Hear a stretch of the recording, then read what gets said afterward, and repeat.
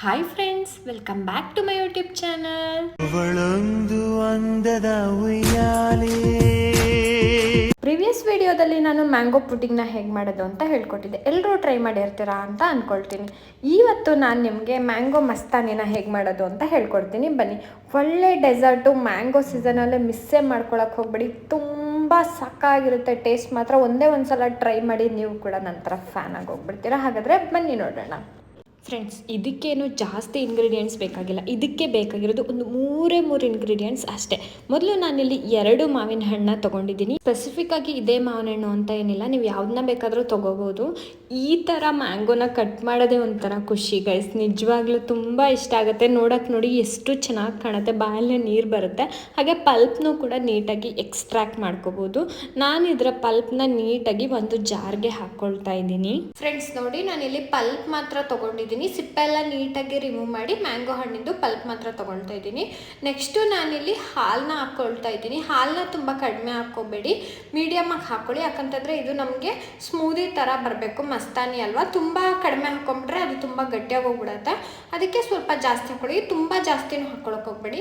Next ನಾನಿಲ್ಲಿ ಸಕ್ಕರೆ ಹಾಕ್ಕೊಳ್ತಾ ಇದ್ದೀನಿ. ಸಕ್ಕರೆ ನಿಮಗೆ ಶುಗರ್ ಜಾಸ್ತಿ ಬೇಕು ಅಂತಂದರೆ ಜಾಸ್ತಿ ಹಾಕ್ಕೊಳ್ಳಿ. ನಾನೊಂದಿಲ್ಲಿ 2-3 ಚಿಕ್ಕ ಸ್ಪೂನ್ ಹಾಕ್ಕೊಳ್ತಾ ಇದ್ದೀನಿ. ನೆಕ್ಸ್ಟು ನಾನು ಇದಕ್ಕೆ ರೆಸ್ಟೋರೆಂಟ್ ಔಟ್ಸೈಡ್ ಜ್ಯೂಸ್ ಸೆಂಟರ್ದೆಲ್ಲ ಟಚ್ ಕೊಡೋಕ್ಕೆ ನಾನೇನು ಮಾಡ್ತಾಯಿದ್ದೀನಿ, ಅಮೂಲ್ದು ವೆನಿಲಾ ಐಸ್ ಕ್ರೀಮ್ನ ಹಾಕ್ಕೊಳ್ತಾ ಇದ್ದೀನಿ. ಸಕ್ಕತ್ತಾಗಿರುತ್ತೆ. ಇಲ್ಲ ಅಂತಂದರೆ ನಿಮಗೆ normal mango lassi, mango shake ಥರ ಆಗ್ಬಿಡತ್ತೆ. ಸೊ ವೆನಿಲಾ ಫ್ಲೇವರ್ದು ಐಸ್ ಕ್ರೀಮ್ ಹಾಕ್ಕೊಳ್ಳಿ, ತುಂಬ ಚೆನ್ನಾಗಿರುತ್ತೆ. ಇಷ್ಟೇ ಫ್ರೆಂಡ್ಸ್, ಆಗೋಯ್ತು. ನಾನು ಹೇಳಿದ್ನಲ್ವ 3 ಇಂಗ್ರೀಡಿಯೆಂಟ್ಸ್ ಅಂತ.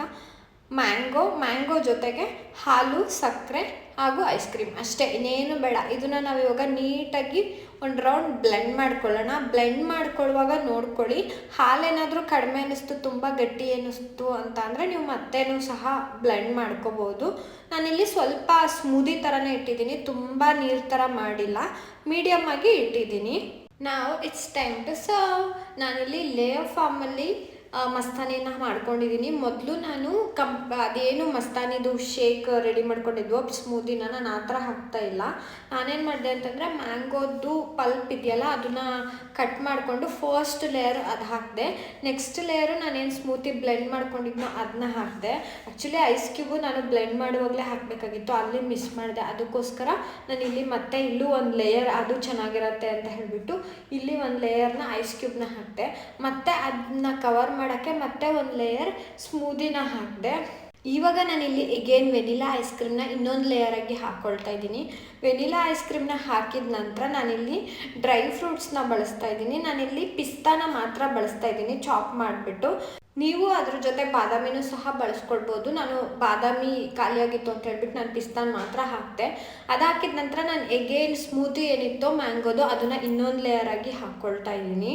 ಒಂದು ಲಾಸ್ಟ್ ಟೈಮ್ ಮತ್ತೆ ಐಸ್ ಕ್ರೀಮ್ನ ಲಾಸ್ಟ್ ಲೇಯರಾಗಿ ಹಾಕ್ಕೊಂಡು ಅದ್ರ ಮೇಲೆ ಮ್ಯಾಂಗೋದು ರಾ ಪಲ್ಪ್ ಏನಿರುತ್ತೋ ಅದನ್ನು ಹಾಕ್ಕೊಂಡು ಮೇಲೆ ಸ್ವಲ್ಪ ಬಾದಾಮಿ ಆರ್ ಪಿಸ್ತಾ ನಿಮ್ಗೆ ಯಾವುದು ಆಗುತ್ತೋ ಅದನ್ನು ಹಾಕ್ಕೊಂಡು ಟೇಸ್ಟ್ ಮಾಡಿದ್ರೆ ನೆಕ್ಸ್ಟ್ ಲೆವೆಲ್ ಆಗಿರುತ್ತೆ. ಒಂದೇ ಒಂದು ಸಲ ಟ್ರೈ ಮಾಡಿ, ಯಾವ ಡೆಸರ್ಟ್ಗೂ ಏನು ಕಮ್ಮಿ ಇಲ್ಲ. ಅದೇ ನೀವು ಹೋಟೆಲ್ ಆರ್ ಎಲ್ಲೋ ರೆಸ್ಟೋರೆಂಟ್ ಇಲ್ಲ ಎಲ್ಲೋ ಕೆಫೆಯಲ್ಲಿ ಹೋಗಿ ಕುಡಿತೀನಿ ಅಂತಂದರೆ ತುಂಬ ದುಡ್ಡು ಕೊಡಬೇಕು.